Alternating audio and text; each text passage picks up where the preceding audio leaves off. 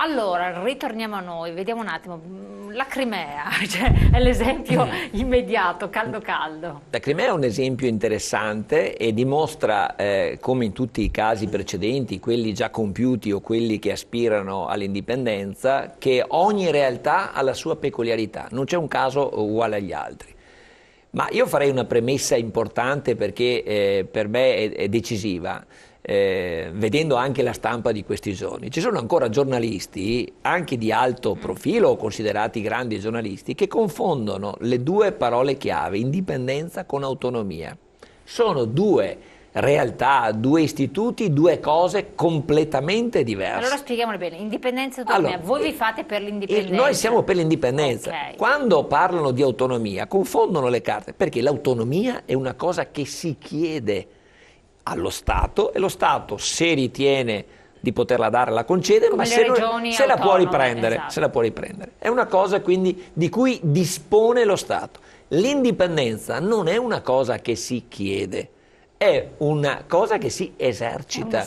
Ma lo insegnava nei secoli Fra Paolo Sarpi, il frate che difendeva la laicità della Repubblica. Ma allora perché tutte queste procedure che devono essere adottate? Allora, perché, anche in regione, in consiglio? Perfetto, eccetera. Perché il diritto internazionale ha dei suoi principi, delle regole che diciamo prevedono il diritto di autodeterminazione, che solo dal 1945 è un diritto cogente, cioè vuol dire direttamente applicabile per gli stati che hanno aderito all'ONU. Se l'Italia si dichiara contraria al diritto di autodeterminazione, dovrebbe fare la scelta coraggiosa o semplice o coerente di uscire dall'ONU. Finché rimane all'ONU deve rispettare questo diritto. È evidente. Il caso della Corea.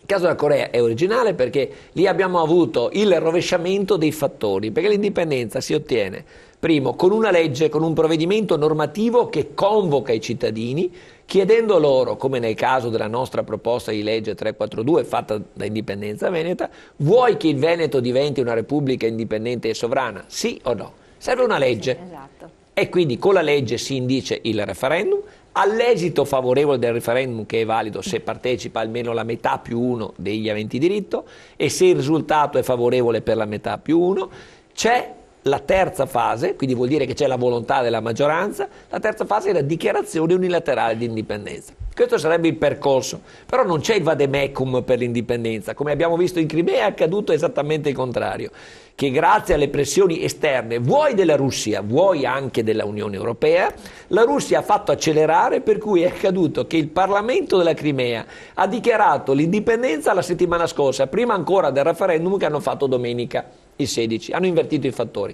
La Russia 2 ore dopo che il Parlamento ha dato i risultati ufficiali del referendum, lunedì ha riconosciuto subito la Crimea. Come vede, ci sono delle accelerazioni, delle realtà di fatto che hanno una loro peculiarità in quel contesto.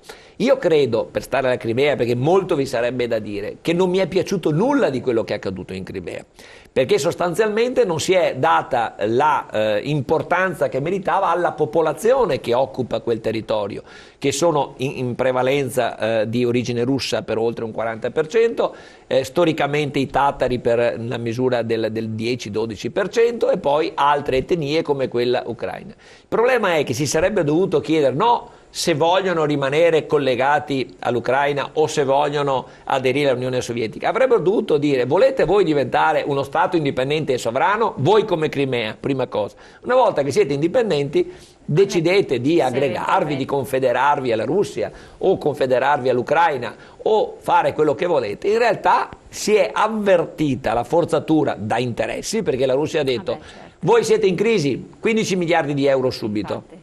L'Europa, che fino a un giorno prima era stata zitta, siete in crisi, 11 miliardi di prestiti. Chi alza di più? Chi alza di più, cioè non è questo, vuol dire che la popolazione che abita quella penisola, la penisola di Crimea, in realtà è stata utilizzata per finalizzare obiettivi che erano di grande rilevanza per la Russia, che sappiamo che ha tutta la sua base navale del sud del mondo, perché quella al nord gli è più scomoda, e ovviamente per l'Ucraina, che fa l'avamposto di un'Europa che ha mire di consolidamento sull'area che prima era di influenza russa. Questa è la realtà del popolo della Crimea. non gliene è interessato nessuno finora. Questa è la... Ecco, un altro discorso sempre stando in Europa, perché bisogna tener conto che una forma di indipendenza comunque ti colloca, ti lascia sempre nell'Europa, nell'insieme Europa. C'è stata la pronuncia del decreto salva stati, no? Contro il quale è stato fatto un ricorso dai tedeschi che non volevano che venisse approvato perché ovviamente erano soldi che venivano dati di più sfortunati ai paesi, diciamo così, più in difficoltà, e invece è legittimo questo salva stati.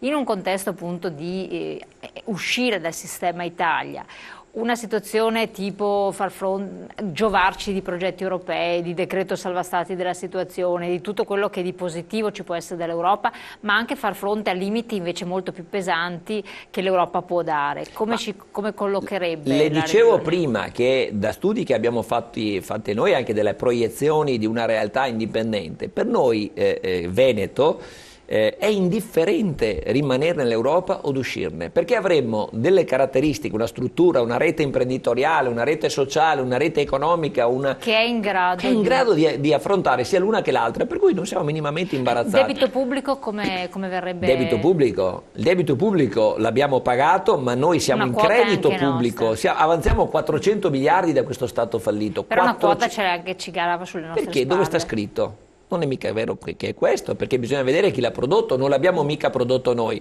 Nel momento ci sarà, quello è oggetto di trattativa. Io credo che avanziamo 400 miliardi, loro dicono che dovremmo farci carico di un debito prodotto da terzi, è difficile dire che io paghi il debito di Andrea se il debito lo ha fatto lui. Se l'ha fatto lui con Andrea sei simpatico, ma il tuo debito te lo paghi tu nel momento in cui vuoi andartene da un'altra parte, mi pare evidente. Poi c'è il deposito aureo alla Banca d'Italia, ci sono anche i soldini dei comuni, 2500 tonnellate, c'è la tesoreria unica, esatto, poi c'è una serie di cose, ma comunque guardi, non abbiamo paura di affrontare serenamente secondo la legalità internazionale, perché l'obiettivo fondamentale, la gente deve percepire che non siamo dei facinorosi, almeno noi di Indipendenza Veneta, che abbiamo costruito un progetto con una visione basata sui principi della democrazia, del diritto, del consenso e del metodo pacifico. Questo è fondamentale. È un cambiamento che si può fare se la gente lo vuole. Io invito tutti a partecipare, quindi a firmare dappertutto, pensi cosa diciamo, a firmare dappertutto,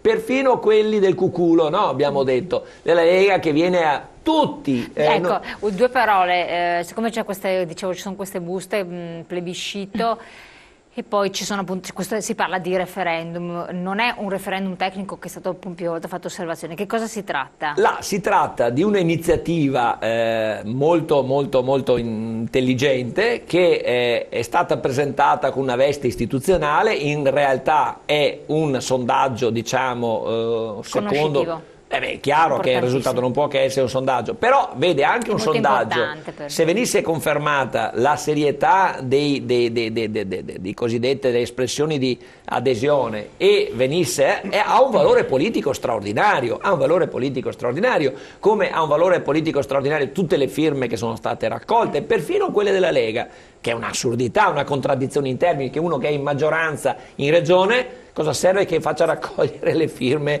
nei banchetti sulle strade? Sei in maggioranza, riunisci la tua maggioranza, cos'è, PDL e Lega o ex PDL, adesso sono tre tipi di Forza Italia e Lega, bene, li metti davanti a un tavolo, o votate sta legge e indiciamo il referendum o tutti a casa. Ed è il suggerimento che noi in modo sommesso abbiamo dato a Zaia. Speriamo abbia il coraggio di attuare questi percorsi.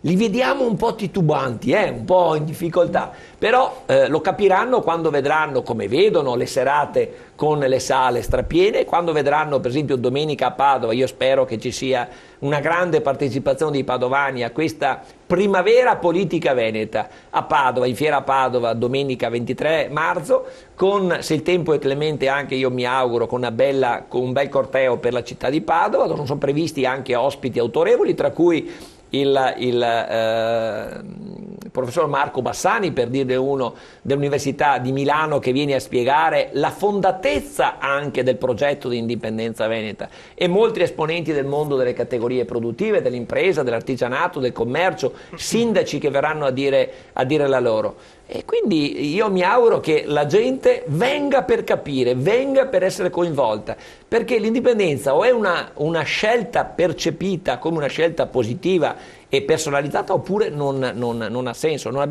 vogliamo inculcare nulla. La gente deve capire che ha l'opportunità di avere un cambiamento in meglio della propria vita, senza essere anti-italiani. L'Italia la rispettiamo, ma non è più il nostro Stato, non ci appartiene più. Chiarissimo.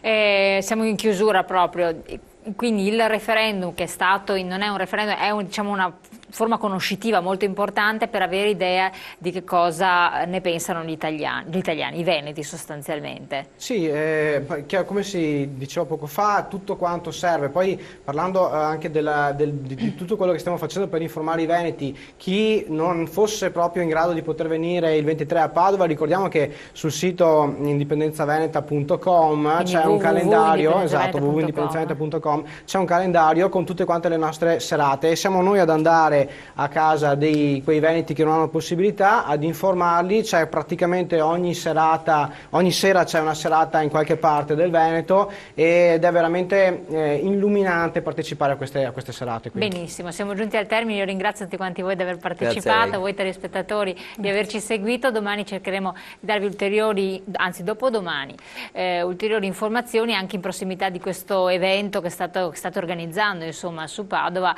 significativo, importante per avere maggiori elementi di conoscenza. Buon proseguimento, ci vediamo naturalmente questa sera dalle 21 alle 23 in compagnia dello CGIL del Veneto per conoscere i nuovi segretari, i nuovi progetti per il sociale e naturalmente anche nell'ambito sanitario.